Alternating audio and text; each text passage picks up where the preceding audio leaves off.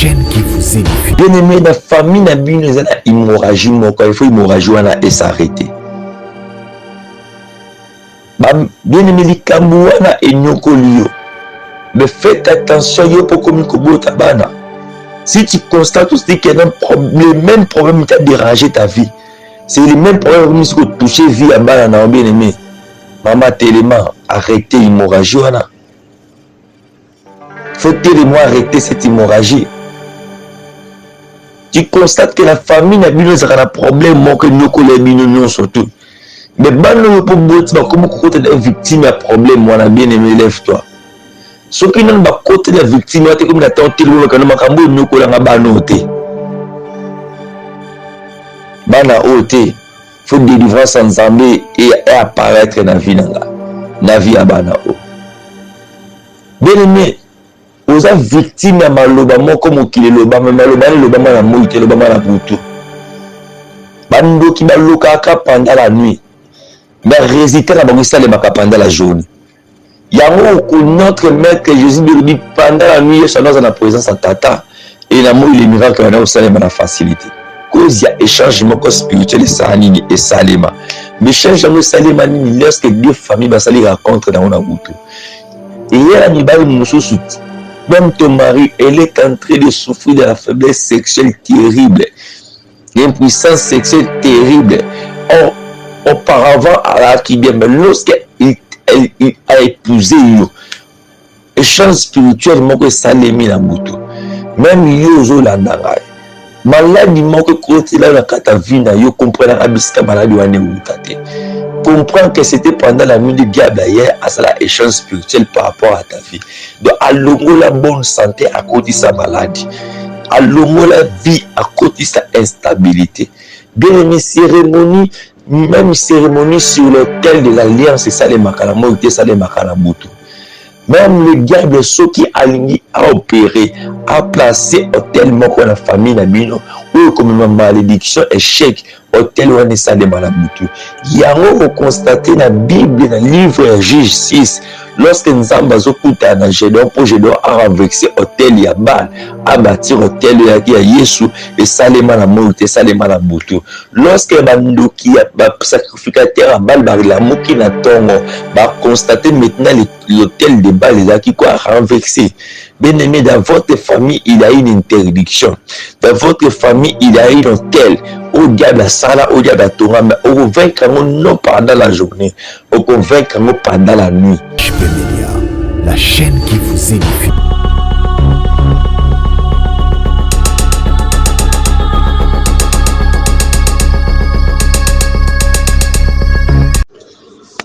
Shalom peuple de Dieu, shalom Madame Zambé.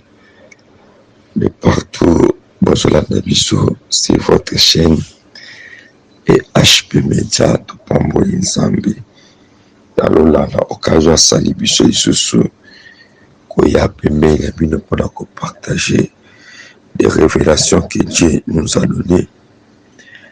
Je ne peux pas commencer cette émission sans avoir appelé ça merci notre frère Brice Zambé apambola yo papa Brice Zambé apambola ndeko Charlie Kanga bazana technique pe Zambé apambola bandeko nyonso au travail kana et HP Media Zambé apambola bazana Zambé nyonso obokola dabiso. Vraiment vous êtes tellement nombreux. La bolingo Zambé, ça dépend. N'importe quelle heure, yokoza dispo ya kolanda biso Zambé apambola yo. Nzambe apambola les hommes de Dieu surtout. Au long de ça, musana ba repona ko bénir bana Nzambe sur cette chaîne. Nzambe apambola bino. Oui, mais avant toute chose, dans l'ito les canaux dans le sambo. Yahweh na pesio merci ngolo osali biso. Seigneur soki tomoni mokolo ya lelo eza na makasi ya moto te. Eza ngolo na Yahweh Nzambe nde esélectionné biso. Yango toye pare na yo ko recommander Yesu. Journée oyo na se ya loboko na yo pe prédication oyo na se ya loboko na yo. Bible elobi lobi na makomi na yo, c'est poussé par ton esprit que les hommes ont parlé de ta part. Nzambe tika molimo oyo sitambola na bayekoli na yo. Bible ezoloba na prédication moko Paul a gagné des milliers de gens. Laisse cet esprit-là et accompagner le message oyo. Zana biso du début jusqu'à la fin. Ndeto bonde libongo. Amen. Bien-aimé dans le Seigneur, aïe et pas na yo lisusu pour te le partager. Oza message okolo Nzambe tata likolo PCPC amabele apesi biso. Bien-aimé, nalingi na yebisa moto moko vie na yo e dépendaka na bato te, vie na yo ezo dépendre na Nzambe. Bien-aimé, nazoloba na yo mokili ekopesa yo identité ya bango. Mais nazosepela po o mokili ekopesa yo eza identité ololo epesi yo te. Yango nazoloba lokola mosakoli na vie ya mama ya papa ndeko moko. Kobangaka o mokili ezopesa yo te. Bendimaka nde ololo ezopesa yo. Bien-aimé, la méditer Bible na ko comprendre eloko moko. Bande kwa Joseph, ba okuta na Joseph. Eloko moko ba constater, jour à rencontre na bango na Joseph na Égypte, muto bango ba teka ki me jour ba reconnaître ka sur Joseph te. Oh, nous stala ki bango ba reconnaître Joseph te. Pour Joseph azaki soit un lembo na bango na nzoto te. Et lamba tata na bango la tisara Joseph azong tikela babotra kango Joseph. Batekra Joseph, de babotra ka Joseph lamba tata. Babotra Joseph promesse ensemble liko na vie na été. Bandoka biso bazo bundisa ko bundisa ka o bango bazo mona. Ils allaient extérieur, mais intérieur na yo simba mina ensemble. On a comprendre nous surtout bango na biso basalaka pona ba vie na biso. Le tout le monde a un bébé à la capé canal Nzambe a poussé bango pour introduire biso vers notre destinée. Ce qui Nzambe a yebisa ki bande kwa Joseph, ke bisika bozo teka Joseph, ils a bisika là que nous accompli promesse dans la vie na ye. Je veux rien ki ba teka Joseph, te sanga ba bomba Joseph. Mais le kola Nzambe na souveraineté na ye, a bombaka o ezali lobi na biso. Quand elle a présenté, mais la chose est bisa de combien moko papa moko maman moko lobi na ele kilelo mokile lobo ko loba dans une nation avancée na yebisa yo oza tembeli ya kopesa matoi na o terre mokile maloba terrestre ezoloba na yebisio 2022 zo matoi na opesa ololo ko par rapport à ta vie. Bien-aimé na yebisa yo foi ezalaka transport oyo ekotisaka biso na destinée. Zomatoi na opesa la Bible lobi. Vous connaîtrez la vérité vous affranchira. Bible lobi la foi est une ferme assurance. Donc foi na yo faut la assurance na yo oyo kondimisa yo que yo malgré tout ce que le monde peut parler pour toi, tu finiras pour entrer dans sa destinée. Bato baluka oh un jour Pharaon zuli kanisa ko boma Égypte nyonso ko boma bebre nyonso aboma ka bebre ba se retrouver ne brimo na katanda kuna yo luka bata ko boma ngayo na ndako na mazaka ka ko boma Moïse te dazo bisayo mutu nyonso to ala ka mise à part Nzambe ata baluka ndenge ndokitsa mutu na mabela zate. La qualité à prophète, atata bocho azalaka ndoki, atata bocho azalaka rose christian, même bisa la destinée à bateau, mais vina yo azalaka la réserve en Nzambe, bitumba vina yo ezebe na Nzambe tout près de toi. Donc bitumba la retelemaka la vina yo, satana la bundisaka yo abengaka ye Nzambe pour intervenir. Yao nazo yebisa mama toto moko bangaka combattre. Kombo ezalaka canal oyo ebendaka Nzambe na biso akita. Pour intervenir pour sauver. Puis la chose ça quoi pour yebisa yo lisusu. Silence ensemble ezalaka absence ensemble te. Nani esi amona na tribunal. Ceux qui bali bakata likambo na tribunal makele ezalaka. Ceux qui moni makele ezalaka na tribunal na ba juge bali bakata likambo te. Mais là, le juge va se retirer pour faire des choses à l'écambo. Qui m'y écoute à la tribunal. Là, il y a des choses qui m'y en zambé. Les aratas ont zambé à l'écambo par rapport à ta vie. Tu te poses des questions, mais si la chose au monde n'est pas ensemble, Israël qu'on a vu, les amis Israël ont une grande décision par rapport à ta vie. Et je prophétise encore à ta vie pour te dire ceci. Personne va t'empêcher pour que tu puisses rester cette année. Cette année, tous les combats de téléma la vie, il y a des combats, ils ont téléma pour introduire dans la destinée. Problème, moi, ils ont téléma pour introduire dans la destinée. Or, au problème, téléma pour introduire dans la destinée, le problème, téléma aurait à s'inquiéter, aurait à se paniquer, à se calme, pour habiter à Royeba, maintenant. Juge Alinga, puisque cette dernière verdict du procès, na yebiso ba nyokolo pendant longtemps. Famille bundiso pendant longtemps. Famille bimi na ngomba ti ba makambo simba kate. Makambo bonga kate.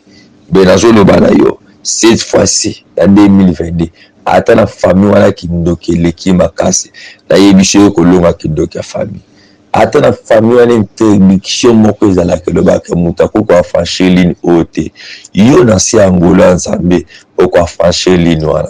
Mais les mokile lobo ekoloba mokile lobo ekopesa bakombo ekopesa yo bapeso amela milaki bapeso tango leka bapeso bakombo nyonso bakopesa yo or ngala comprendre loko moko basi nyonso tu na Bible la méditer Bible na malamu basi nyonso tu na Bible o bazaka na problème à stérilité on nzambe na réserva bango babota bano bakala introduction bano bazaka pour une destinée bano bazaka bero na Bible nzambe réserva ma femme stérile surtout pour babeta lisolo moko la bango na Bible nzambe réservé ça en stérilité pour ministre Samuel ko charger sacrificatif na yebisa yo otale chèque alelote o bomba miliki ezomona na malamu oyo bomba meleki oyo ezobangisa lelo kobanga présenter oyo eza katine leki oyo ezomonisa liboso na yo na vie guerrier azonga nsima te guerrier affronta bakampa vaincre yango lelo nangi topartage na histoire moko na livre ya 1 roi toza na livre 1 roi 3 1 roi 3 na tangi le verset 19 pour permettre nos Bible nous en d'accord totangi 1 roi 19 le verset 3 je sais que tu viens du travail ou tu caillou vous êtes tellement fatigué mais pesa bisolitoui et tu serais vous en reprends pour moi. La Bible dit ceci: le fils de cette femme est mort pendant la nuit et parce qu'elle s'était couchée sur lui et elle se leva au milieu de la nuit. Si c'est ta Bible soulignée, elle se leva au milieu de la nuit. Elle prit et elle a pris mon fils à mes côtés tandis que ta servante dormait. Et elle l'a couché dans son sein. Et son fils qui était mort, elle a couché dans mon sein. Le matin, je me suis relevé pour allaiter mon fils. Et voici, il était mort. Je l'ai regardé attentivement le matin. Si c'est encore ta Bible, souligne encore ici, quand Bible dit, je l'ai regardé attentivement le matin. Et voici, ce n'était pas mon fils que j'avais enfanté. Parole du Seigneur. Bible et Bethléem solo on a dit roi. C'était le solo de Yabasimi Balé. Bible dit pendant la nuit. Bien aimé dans la spiritualité, ce que l'ingolo refuse à la forme la moto. Spiritualité à ma quel l'été, bien ma positionnement. Au télé marandengani na butu la présence ensemble. Batibele batara makeye na moyi. Oko karate au sangue le côté oui, oko côté au sangue le côté. Voilà mon comme telobi na moyi. Parce que la moto ça fort. Or comment la mission diable les a caramo été pendant la nuit. Si pendant la nuit tu es fort, c'est par là que tu verras le pouvoir de vaincre tes adversaires. position mitumbezaka kozanga groupe en batute mitumbezaka nombre te mitumbezaka position ni nous allons dans la bataille en position dans la bataille déjà déterminer dimension miracle dimension victoire aux amours. Or le secret pour nous le secret pour vaincre la spiritualité c'est la nuit. Bien aimé, ma pétition, nous sommes dans ma pétition, nous avons sans embêter dans Boutou. 2022, parmi les canaux sur au vivre victoire dans ta destinée. Bien aimé, quota mon principe à prière à Boutou. La Bible que je suis en train de lire, la Bible dit, moi, je suis Oyo, Babotibana, et qui pendant la nuit. Pendant la nuit, là, mon inga, la linde, que ça, la échangement que ça l'aimé. Bien aimé, la vie na yo, au vivant d'échange belé spirituel par rapport à la Boutou. Or, Boutou, il a dit que ça les makala passe, soit même il y a pouvoir et ça les makala Boutou. Parce que soit destiné, ça les makala Boutou. Il y a un moment où il y a sous la mission, on a ça la passation à sacerdoce pour la koyebisa biso que dans le temps wakala. Moutouazala qui faut côté l'anglais très sain pour écouter un sacrificateur pour Azala sauver. Il y a un lieu sur ça la passation à sacerdoce royal et que ça les makana moutou le billet sur quatre noté mais qui n'a qu'à même molli les côtés. On l'a molli les côtés vous doit taper c'est une forme. On l'a vous doit taper c'est une forme mais il y a ça le monde qui sont d'interdiction. Il y a passation à pouvoir. Il y a sacerdoce royal et ça les manamou et ça les manaboutou. Donc, Boutou, il y a passation à pouvoir. Il y a un pouvoir et ça les maka.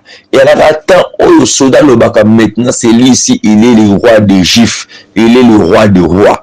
Il y a un même bateau, qui était en temps, on dit, mais on a un Boutou. Oh, Tamakas na Boutou, il y a Tamakas, il y a Boutou, il y a passation à pouvoir. La destinée à Boutou, c'est la nuit. Bible lobby, c'était pendant la nuit. C'était pas pendant la journée, mais pendant la nuit. On a mouton, moi, soit là, les limois, là, avec ça, là, échange pendant la nuit. Bien aimé, battu, belé, bah, ça, victime, bah, vie, là, bah, le diable a cela, échangement qu'on a vu, là, il y avait un échange salément à la vie, mais salément pendant la nuit. Bien aimé dans le Seigneur, l'échange spirituel que je parle, diable a eu santé à malade, a eu malade à tiquer dans autres. Moi, j'ai vu des gens à la lime malade qui n'attendent pas paralysé. À cause que Moussara malade, n'attend que ma ébissé dans Moussara, les sous ses athées. Donc, je me pose des questions. Quels sont les échanges spirituels que le diable a fait dans ta vie? Pose-toi la question. Pendant la nuit, nde mokolo bilanga la lona kabituna na ye bilanga na ye ezakara mutu nde molini satana ye aloni pe ye semence na kati ya bilanga. Or c'est encore bakisa semence ya mabe na kati ya bilanga ezaka na journée te ya na butu. Or vina yo ezana butu nde diable yaka a imposé oyo ya mabe alongoli ya malamu. Yango nazotuna motuna, pose-toi la question, quels sont les échanges spirituels et salema na vie na ngai? Beaucoup de gens sont victimes d'une échange spirituelle et salément dans ta vie. Donc le diable est venu dans ta vie à l'homoli à malam, pas à mabé à imposer la vie. Bien aimé, même dans la dimension de mariage, lorsque quelqu'un a quelque épousé, moi c'est la famille X, on a moins une cérémonie, on est salémi, on est président, mais il y a bouton de ce que deux familles écoutent dans le spirituellement.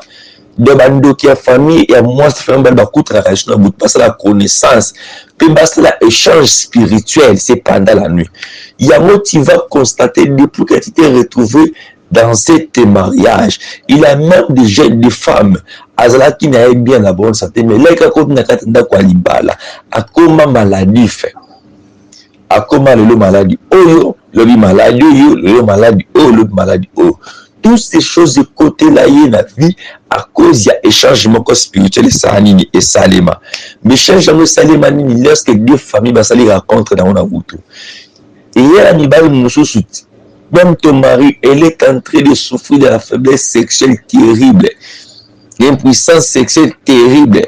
Or, auparavant, alors qu'il bien, mais lorsqu'il a épousé, échange spirituel moko esalemi na butu même yo ozolanda ngai maladie moko ekotela na kata vie na yo comprendre bisika maladie wana euta te comprendre que c'était pendant la nuit du diable hier à ça échange spirituel par rapport à ta vie donc alongo la bonne santé à côté sa maladie alongo la vie à côté sa instabilité bien aimé cérémonie même cérémonie sur l'autel de l'alliance c'est ça les makalamo c'est ça les makalabutu même le diable ceux qui aligné à opérer a placé hôtel moko na famille na bino ou comme malédiction échec hôtel wana esale malabutu yango constater na Bible na livre ya Juge 6 lorsque Nzamba zokuta na Gédéon pour Gédéon a renversé hôtel ya Baal a bâtir hôtel ya Yesu esale malamutu esale malabutu lorsque bandoki ya sacrificateur à Baal barilamuki na tongo ba constater maintenant l'hôtel de Baal ezaki quoi renversé. Bien aimé, dans votre famille il y a une interdiction, dans votre famille il y a une hôtel au diable sala au diable tonga mais au vaincre non pendant la journée au convaincre pendant la nuit. Or c'est pendant la nuit que tu vas procéder la nuit tu ne permettre au régner au dominer oh nazo ebisa mutu moko zolanda nga maintenant makambo na vie na yo eza stationné simbaka te au priya au gena makambo changeaka te. Bien aimé, ce que même la bitumba, ce que bitumba, non faut changer ma stratégie. Dans l'émission 2022, ils ont année où changer ma stratégie comme on a un adversaire na yo. Changer stratégie comme on a une famille na yo. Comprendre les principes de la combat, comprendre les principes à bataille. Donc on a un adversaire na yo. Dans l'émission taille ya chambre na biladam et évite les Goliath à combat na moi. Mais Goliath a banga mutu moko azalaka négliger ba yebi principe à combat. Bien aimé dans le Seigneur. C'est pendant la nuit que moi si oyazo constaté il le côté dans butu. Mais mon qu'on a butu yé a sali échange. Mais Bible le dit lorsque il s'est réveillé le matin. Parce que ça go souligner la première chose de Bible. Il a regardé sa noix attentivement. Aïe, aïe.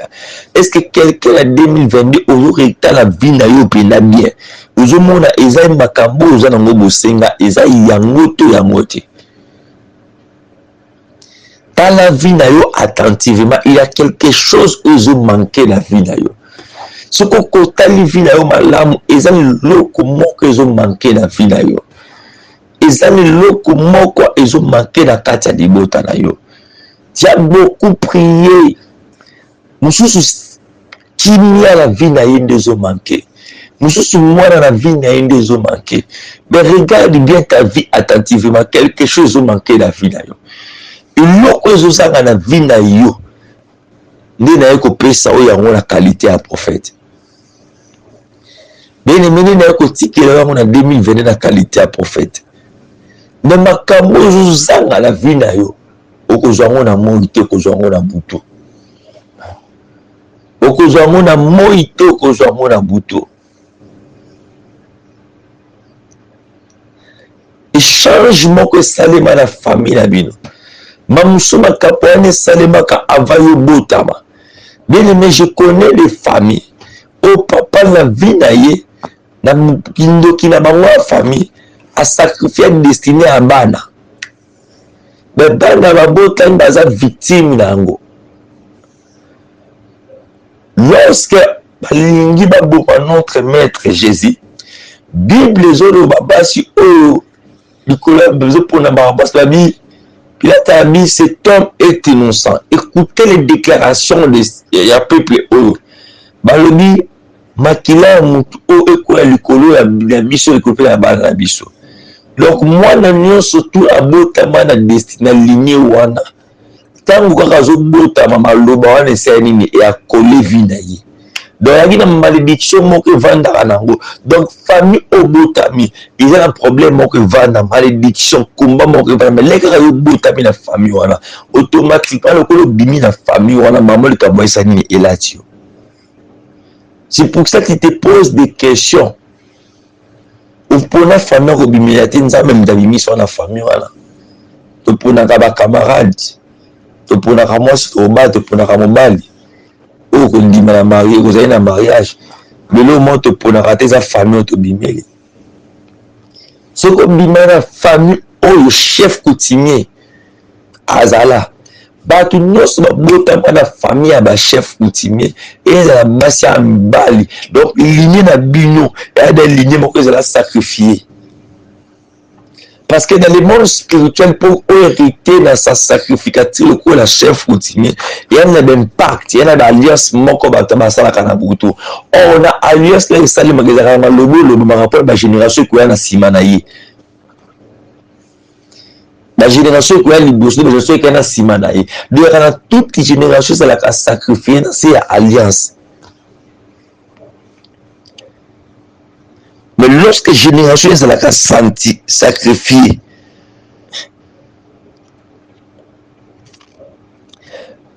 bazaka victime, il y a aucun que alliance que Salima. Comme toi qui es en train de me suivre maintenant, famille obimé la langue, ils ont une interdiction dans votre famille. Bien aimé, les interdictions dans votre famille. Il réclame à vie à nous. Il y a une réclamation à nous. Il y a un effort il y a pour mater la vie. Mais elle a qui l'ose me qui m'a cassé. Il y a un moment où ça n'y au maté la raté. Il y a un chef pour ça la capable comme mater escalier aux gens à cassima. Or l'autre ça les gens à sima. Et l'autre ça pour empêcher au mata. Et ça m'a cassé aux aramoté. Et l'autre ça pour empêcher au mata. Ezali réclamation moko hôtel moko maloba moko négatif et le baba mususu avayo botama mais là yo boti le combini na lignée on nous a victime les interdictions les chances spirituelles et salima pendant la nuit bato belé la destinée la bango ici kufa pendant que tu vis pendant la nuit si devant bomaka vie na yo ça la échange de ba ela vie moko ekufa ba pesa ba zo ba vie à malam il y a nos familles so ba e bisote que code des akanza de code c'est la sorcellerie pour muto zo na code ba zo ba chance ya bato so na fait ba pesi mutu moko ina zo vreni na yango. Mais quand ils ont un sacrifice, ils ont un sengaka. Ils ont un sengaka yango pe. On a mis ça comme hôtel Eliaka. L'hôtel de la sacrificature, hôtel Eliaka. Donc, ma famille a une cérémonie à retour à hôtel. Hôtel où on a force pour vivre. Il y a un milok où il y a semence où Eliaka. Ils ont la ville aussi spirituellement pendant la boutou comment on a vu le hôtel. Il y a tu vas constater dans votre famille personne peut avancer. Bien nous surtout tourner toujours ici comme encore. Te bien aimé attends moi na zo ko la tambola. So il premier jour à télé makoi. Deuxième jour à télé mais équilibre alors me koboka pas moko ko deuxième pas moko là makolo ko makasi alors on attend ko ko attend na kotambola zo chemin normal ti na zo prier la vie na yo molimo non sorti empêcher kayo ou avancer la vie na déclarer que tika yo na kombo na Yesu etika vino na kombo na Yesu bien aimé la famille na bino za hémorragie moko il faut hémorragie wana et s'arrêter. Bien aimé likambo wana enyokoli yo mais faites attention yo pour comme kobota bana si tu constates aussi qu'il y a le même problème qui a dérangé ta vie c'est le même problème qui a touché vie à bana na bien aimé maman tellement arrêtez l'hémorragie wana faut tellement arrêter cette hémorragie. Tu constates que la famille n'a plus un problème moi que nous collègues surtout. Mais bano pour boti comme côté des victimes à problème moi na bien aimé lève-toi. Ce qui n'a pas côté des victimes tu comme la tante le kana makambo nyoko la bano te. Bana ote faut délivrance en Zambie et apparaître dans vie nanga. Na vie à bana o.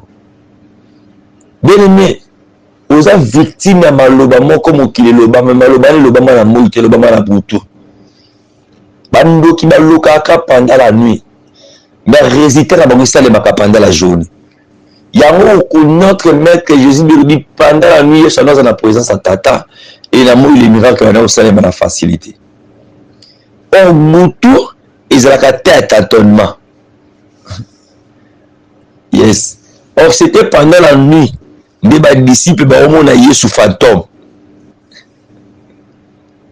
Donc Moutou il a raté à tâtonnement.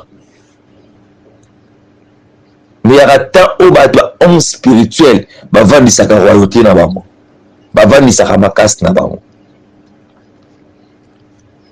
Tu as beaucoup pleuré, mais je suis venu t'informer que c'est 2022, aux gens doivent coller la tête, mais si tu comprends seulement les principes spirituels.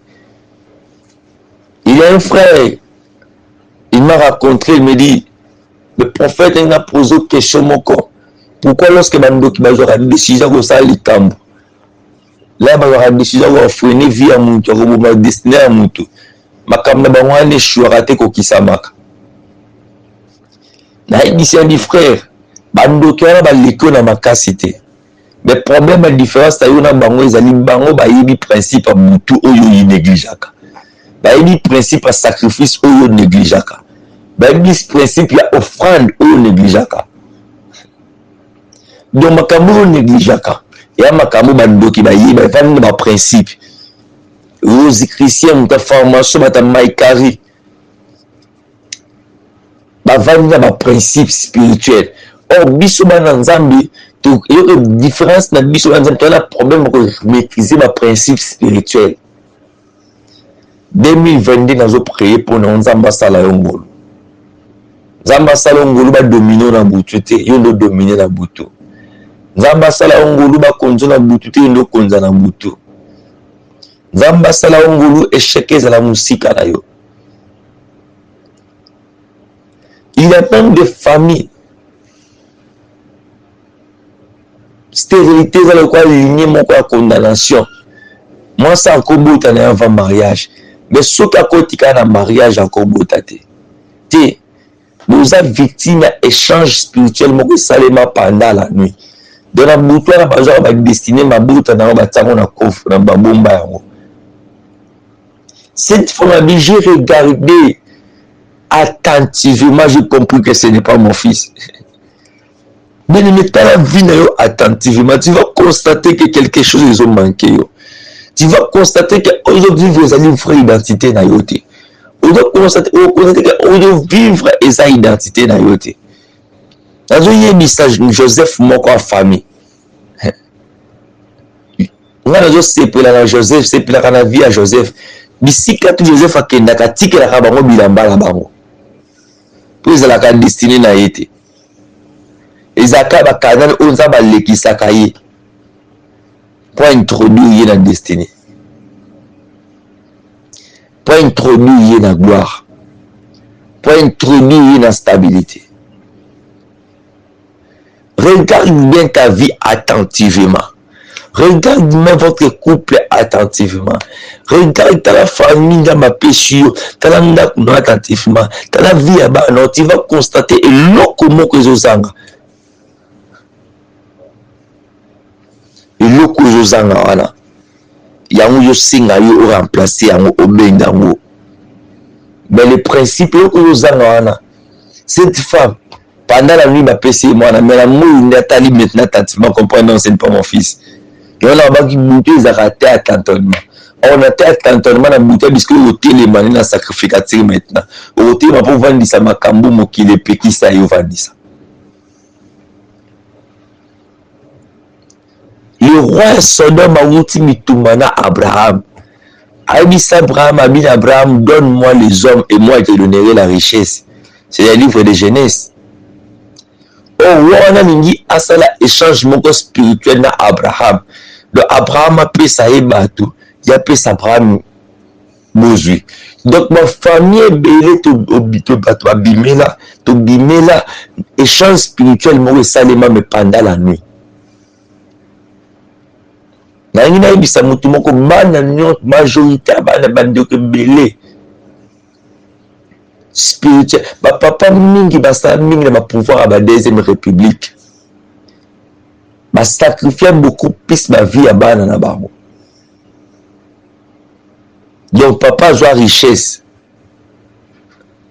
pour régner. Bah sacrifier destiné à bana nyonso. Yango vous allez constater la famille à la bana la tangi ba classe ba français belé na monoko. D'abord une instabilité financière, instabilité dans les mariages, instabilité dans le positionnement terrible. Pourquoi? Parce que les changements spirituels, c'est ça les baka. Tata nyonso toi qui n'a ça impact na diable. Donc à ça là échangement spirituel. Maman nyonso toi là impact na diable, ça échangement spirituel ma vie à bananaï. Donc il y a une diable, c'est diable peut sans la richesse. Mais na sacrifier une destinée, à sacrifier une descendance nangai. Donc regarde bien ta vie attentivement, regarde bien votre famille attentivement. Est-ce que vous êtes victime d'échange spiritualité? Si tu constates ces choses dans votre vie, il est temps de chercher la face de l'Éternel et de vivre la délivrance dans ta vie. Il est temps de chercher la face de l'Éternel et de vivre la délivrance dans votre vie. Regarde bien votre vie attentivement. 2022, Bandibiso.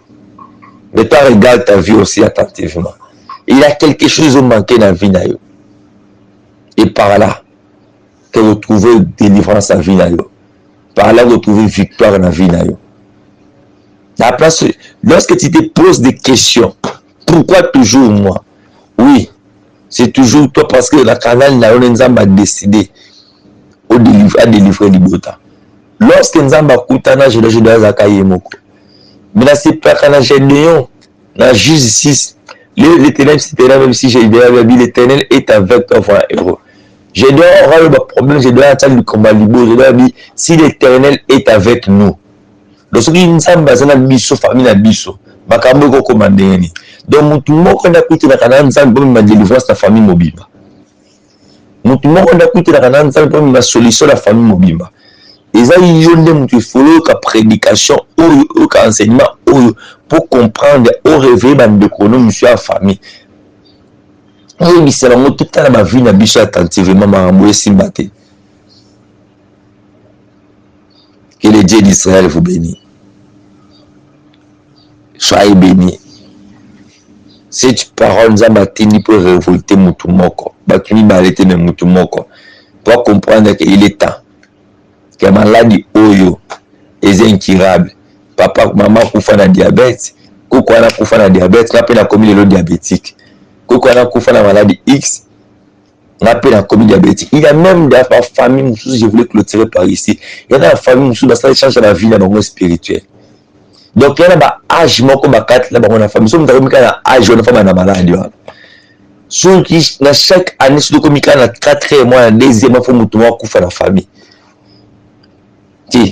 Il faut comprendre que ça a un changement spirituel pendant la nuit. Il faut arrêter cette hémorragie. Que Dieu vous bénisse.